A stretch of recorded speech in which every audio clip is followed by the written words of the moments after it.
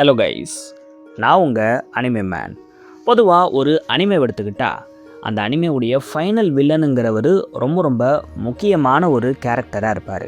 இதனால் இந்த final வில்லனுக்கான பில்டப்புங்கிறத series முழுக்க குட்டி குட்டியாக கொடுத்து கிளைமேக்ஸில் அவரை ரிவீல் பண்ணியிருப்பாங்க. உதாரணத்துக்கு நருட்டோ சீரிஸ் எடுத்துக்கிட்டிங்கன்னா அதில் மாதரா பற்றின விஷயங்களை அங்கங்கே சொல்லிவிட்டு கடைசியில் கிளைமேக்ஸுக்கு முன்னாடி நிறைய விஷயங்களை சொல்லி அதுக்கப்புறம் மாதராவை இன்ட்ரோ கொடுக்க வச்சுருப்பாங்க. இந்த ஒரு பிளாட் செட்டிங்குங்கிறது ரொம்பவே சூப்பராக இருந்திருக்கும். மாதராக்கு ஒரு மிகப்பெரிய ஹைப் இது மூலமாக க்ரியேட் ஆகியிருக்கும்.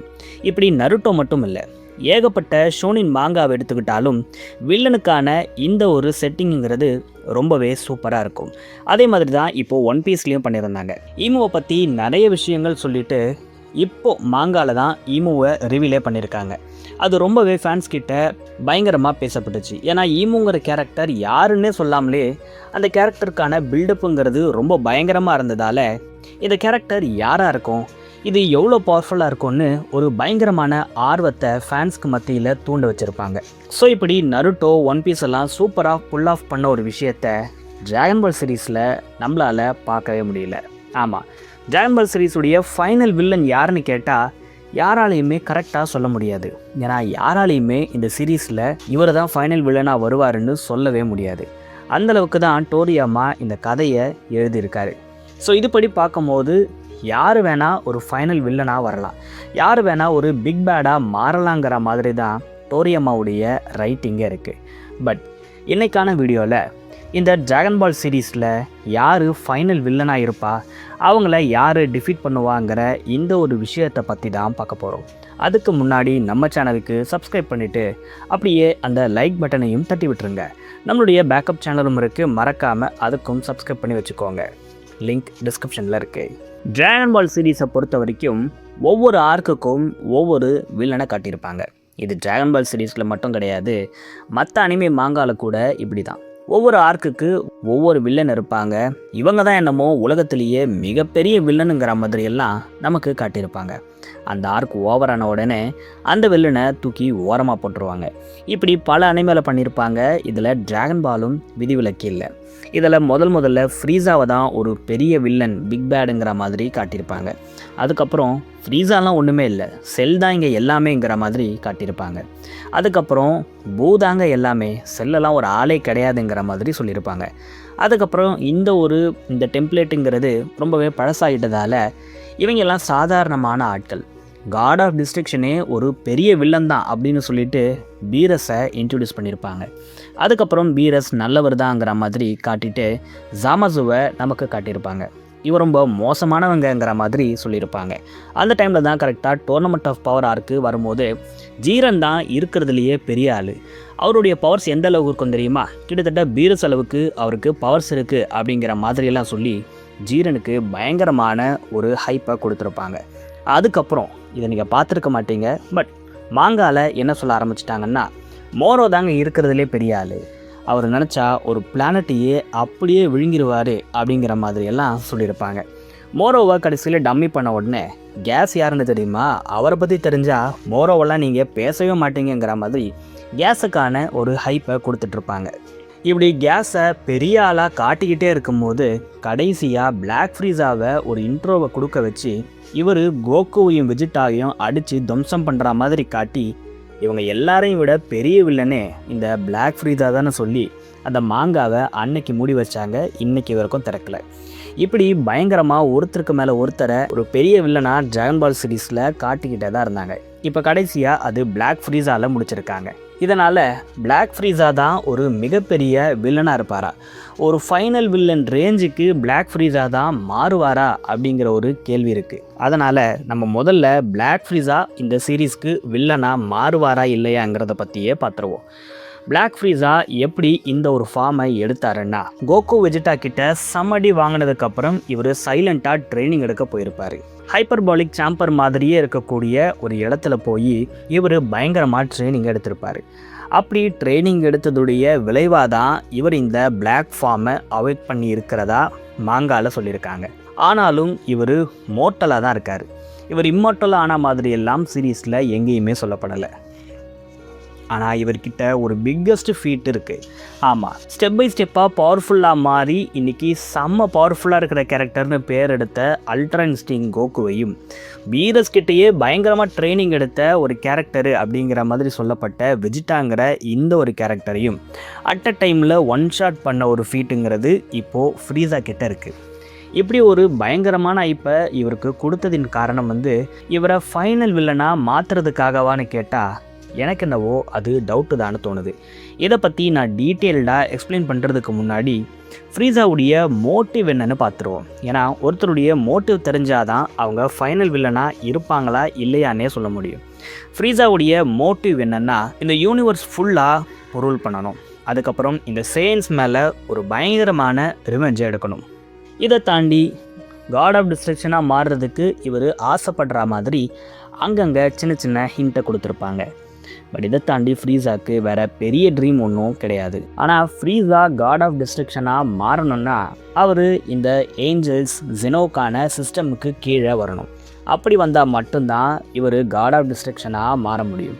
ஆனால் ஃப்ரீஸாவை பொறுத்த வரைக்கும் அவர் யாருக்குமே அடிமையாக இருக்க மாட்டார். அவர் தன்னிச்சு செயல்படணும்னு நினைக்கக்கூடிய ஒரு கேரக்டராக இருக்கார். இதனால் இவர் காட் ஆஃப் டிஸ்ட்ரக்ஷனாக மாறுவாராங்கிறது தெரியலை. பட் யூனிவர்ஸை இவருக்கு ரூல் பண்ணணும்னு ஒரு ஆசை இருக்குது. அதுக்கு இவர் ஜெனோவை எதிர்த்து சண்டை போடணும், ஏஞ்சல்ஸை எதிர்த்து கூட சண்டை போடணும்.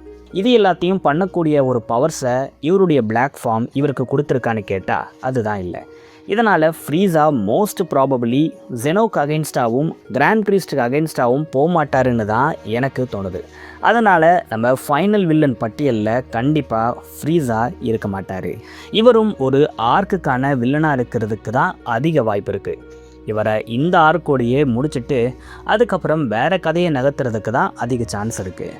அடுத்தது இருக்கிறது ஜலாமா. நம்ம எல்லாருமே ஜலாமாங்கிற இந்த ஒரு கேரக்டருடைய பேரை கேட்ட உடனே இவர் ரொம்பவே நல்லவராக இருப்பாருங்கிற மாதிரி தான் யோசிச்சுக்கிட்டு இருக்கோம். ஏன்னா சூப்பர் டிராகன் பால்ஸை உருவாக்குனது இவராக தான் இருக்கார். சூப்பர் ஷென்ரானையும் இவர் தான் கிரியேட் பண்ணியிருக்காரு.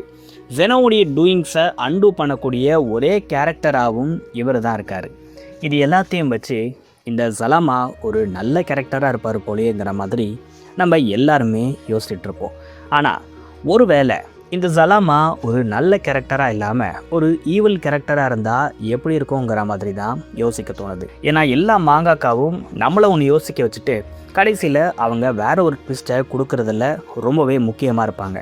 அந்த மாதிரி டோரியாமா ஜலாமாவை ஒரு நல்ல கேரக்டர் மாதிரி போர்ட்ரே பண்ணிவிட்டு கடைசியாக அவரை வில்லனாக மாற்றி காட்டணும்னு கூட யோசிச்சிருக்கலாம். நமக்கு அது கன்ஃபார்மாக தெரியல. அப்படி இருக்கும்போது இந்த ஜலாமாவை ஒரு வில்லனாக கூட காட்டுறதுக்கு அவங்க முயற்சி பண்ணலாம். ஜலாமா இந்த யூனிவர்ஸையே ஆள நினச்சாரு. அதுக்கப்புறம் அவரை யாரோ சீல் பண்ணி வச்சுருக்காங்கங்கிற மாதிரி கூட நமக்கு கதையை சொல்லலாம். ஸோ ஜலாமா சாகலை, அவர் வேற ஒரு டைமென்ஷனில் சீல் செய்யப்பட்டிருக்காரு. இதனால தான் இவருடைய டிராகன் பால்ஸும் இவருடைய ஷென்ரானும் இன்றைக்கும் ஆக்டிவாக இருக்குங்கிற மாதிரி கூட கதையை சொல்லலாம். ஆனால் இவர் தான் ஃபைனல் வில்லன்னு நம்மளால் சொல்லவே முடியாது. ஏன்னா அந்தளவுக்கு ஜலமா பற்றின விஷயங்களை சீரீஸில் ரிவீல் பண்ணவே கிடையாது. இதனால் ஜலமா தான் கன்ஃபார்மாக ஒரு ஃபைனல் வில்லனாக இருப்பாருன்னும் நம்மளால் சொல்லிட முடியாது. ஒருவேளை இவரை ஃபைனல் வில்லனாக காட்டினா கூட நல்லாயிருக்கும். ஏன்னா அதுக்கான பில்டப்பை ஆல்ரெடி சீரீஸ் முழுக்க கொடுத்துக்கிட்டு இருக்காங்க. ஜெனோவுடைய டூயிங்ஸையே அன்டூ பண்ண முடியுங்கிறதே ஒரு மிகப்பெரிய ஃபீட்டாக இருக்குது. இப்படி இருக்கக்கூடிய ஜலாமா ஒரு ஃபைனல் வில்லனாக வந்தால் அது ரொம்பவே சூப்பராக இருக்கும். அடுத்து நம்ம பார்க்க போகிறது கிராண்ட் ப்ரீஸ்ட். எல்லாருமே இந்த ஒரு கேரக்டரை தான் அதிகமாக வில்லனாக வர்றதுக்கு வாய்ப்பு இருக்குன்னு சொல்லுவாங்க. ஏன்னா இவரை பார்க்கும் போது ரொம்பவே சஸ்பீஷியஸாக இருக்கும். இவருடைய சிரிப்பு, இவர் பண்ணக்கூடிய விஷயங்கள் எல்லாமே ரொம்பவே சஸ்பீஷியஸாக இருக்குது. இதனால் கிராண்ட் ப்ரீஸ்ட் தான் ஃபைனல் வில்லனாக வருவாருன்னு பல பேர் அடித்து சொல்கிறாங்க. இதுக்கான காரணங்களும் இருக்குது. ஜெனோங்கிற ஒரு மிகப்பெரிய சுப்ரீம் ரூலரை மேனிப்புலேட் பண்ணி கிட்டத்தட்ட ஒரு பப்பட் மாதிரி வச்சுருக்கிறாரு நம்மளுடைய கிராண்ட் ப்ரீஸ்ட். ஜெனோவுக்குன்னு தனியாக எந்த ஒரு வில்லும் கிடையாது. கிராண்ட் ப்ரீஸ்ட் என்ன சொல்கிறாரோ அதை கேட்டு அந்த ஒரு ஆர்டரை அக்செப்ட் பண்ணுறது மட்டும்தான் ஜெனோவுடைய வேலையாக இருக்குது. இப்படி சுப்ரீம் ரூலரையே ஒரு பப்பட்டாக வச்சுருக்கிறதாலேயே கிராண்ட் ப்ரீஸ்ட் ஒரு வில்லனாக இருப்பாருங்கிற மாதிரி எல்லாருமே சொல்கிறாங்க. ஆனால் அதை தாண்டி எனக்கு இவர் வில்லனாக வருவாருன்னு யோசிக்க வைக்கிறதுக்கு இன்னொரு காரணமும் இருக்குது. அதுதான் ஏஞ்சல்ஸ். இந்த ஏஞ்சல்ஸுடைய வேலை என்னென்னா, யூனிவர்ஸில் இருக்கக்கூடிய பேலன்ஸுங்கிறது இப்படியும் அப்படியும் போகாமல் அதை சமமாக பார்த்துக்கணும். எந்த ஒரு விஷயத்துக்கும் இவங்க அகைன்ஸ்டாக போகக்கூடாது. அது நல்லதாக இருந்தாலும் சரி, கெட்டதாக இருந்தாலும் சரி. ஆனால் டிராகன் பால் சீரீஸில் நிறைய இடங்களில் அந்த பேலன்ஸுக்கே ஆபத்து வரக்கூடிய நிறைய விஷயங்கள் நடந்திருக்கு. அப்போ கூட இந்த ஏஞ்சல்ஸ் எதுக்குமே இன்டர்ஃபியர் ஆனதே கிடையாது. இதுக்கு இவங்க சொல்கிற ஒரே காரணம், அந்த ஒரு பேலன்ஸை நாங்கள் டிஸ்டர்ப் பண்ணக்கூடாது, அதுக்கப்புறம் நல்லது கெட்டதுன்னு எதுக்குமே நாங்கள் உள்ளே போகக்கூடாதுங்கிறதா தான் இருக்கும். ஆனால் பேலன்ஸே டிஸ்டர்ப் ஆகுதுங்கும் போது இந்த ஏஞ்சல்ஸால் தாராளமாக ஹெல்ப் பண்ண முடியும். அப்படி இருந்தும் இவங்க ஹெல்ப் பண்ணாமல் இருக்கிறதுக்கு காரணமே கிராண்ட் ப்ரீஸ்டாக இருக்குமோன்னு தோணுது. ஏன்னா இவர் தான் யாரையுமே எதுலேயுமே இன்டர்ஃபியர் ஆக விடாமல் பார்த்துக்கிறாரோங்கிற மாதிரி ஏகப்பட்ட தியரிகள் இருக்குது. ஆனாலும் கிராண்ட் ப்ரீஸ்டுடைய உண்மையான மோட்டிவ் இதுதான்னு நம்மளால் சொல்ல முடியாது. ஒரு சில தியரியாக என்ன சொல்கிறாங்கன்னா, இவர் ஜெனோவை கம்ப்ளீட்டாக ஒரு கண்ட்ரோல் எடுக்கிறதுக்கு பார்க்குறாரு. அப்படி இல்லைன்னா ஜெனோ கிட்ட இருக்கிற அந்த ஒரு எரேஷர் எபிலிட்டியை அடையிறதுக்கு நினைக்கிறாரு. ஒருவேளை இந்த எபிலிட்டியை இவர் அடைஞ்சிட்டாருன்னா அப்போ இவர் மொத்த யூனிவர்ஸையும் கண்ட்ரோல் எடுப்பார் அப்படிங்கிற மாதிரி சொல்கிறாங்க. அப்போது இந்த ஏஞ்சல்ஸ் எல்லாமே கிராண்ட் ப்ரீஸ்ட்டுக்கு சாதகமான விஷயங்களை செய்வாங்க அப்படிங்கிற மாதிரி சொல்கிறாங்க. அது வரைக்கும் எந்த கெட்டதுக்கும் எந்த நல்லதுக்கும் நீங்கள் போகக்கூடாது, நீங்கள் சென்டராக தான் இருக்கணுங்கிற மாதிரி கிராண்ட் ப்ரீஸ்ட் சொல்லியிருக்கிறதாகவும் சொல்கிறாங்க. பட் இந்த ஒரு தியரி உண்மையாக நடக்குமா இல்லையான்னு நம்ம பொறுத்திருந்து தான் பார்க்கணும். இதை தாண்டி இன்னொரு தியரியும் இருக்குது. நம்ம ஆல்ரெடி கவர் பண்ண காக்குமேங்கிற இந்த ஒரு ஸ்டோரியில் இருக்கக்கூடிய ஒரு தியரியை தான் இதில் சொல்கிறாங்க. ஆமாம், ஏஞ்சல்ஸ்னு ஒரு கேட்டகரி ஆஃப் பீப்புள் இருக்கிற மாதிரி டார்க் ஏஞ்சல்ஸ்னு இன்னொரு கேட்டகரி ஆஃப் பீப்புளும் இருக்கிறாங்க. ஜெனோவுக்கு அகைன்ஸ்டாக நிறைய விஷயங்கள் பண்ணி, அப்படி இல்லைன்னா இந்த யூனிவர்ஸுடைய பேலன்ஸை டிஸ்டர்ப் பண்ணக்கூடிய ஒரு சில பீயிங்ஸ் தான் இந்த டார்க் ஏஞ்சல். இவங்க எல்லாரையுமே கிராண்ட் ப்ரீஸ்ட்டும் ஜெனோவும் சேர்ந்து எரேஸ் பண்ணி வச்சுருப்பாங்க. இவங்க எல்லாருமே மறுபடியும் திரும்பி வந்து இந்த யூனிவர்ஸை கண்ட்ரோல் எடுக்கணும்னு பார்த்துருப்பாங்க. இப்படி தான் அந்த ஒரு கதையில் சொல்லியிருப்பாங்க. அந்த ஒரு கதையை கேனனாக மாற்றுறதுக்கு அதிக வாய்ப்பு இருக்கிறதா சொல்கிறாங்க. இதுபடி பார்க்கும்போது கிராண்ட் ப்ரீஸ்ட்டும் இல்லாமல் பிளாக் ஃப்ரீஸாகவும் இல்லாமல் நம்மளுக்கு கம்ப்ளீட்டாக ஒரு புது வில்லனை காட்டுறதுக்கு அதிக வாய்ப்பு இருக்குது. எந்த ஒரு வில்லன் தான் எல்லா டார்க் ஏஞ்சல்ஸையும் வழிநடத்துகிறவனாகவும் இவங்களுக்கு தலைவனாகவும் இருப்பாங்கிற மாதிரி சொல்லப்படுது. இவன் டைரெக்டாக ஜெனோ கூடயே ஃபைட்டுக்கு போவான். இந்த ஒரு ஃபைட்டில் ஜெனோ கூட நின்று சண்டை போடுறதுக்கு கோகோ, வெஜிட்டா மாதிரியான கேரக்டர்ஸ்லாம் இருப்பாங்க.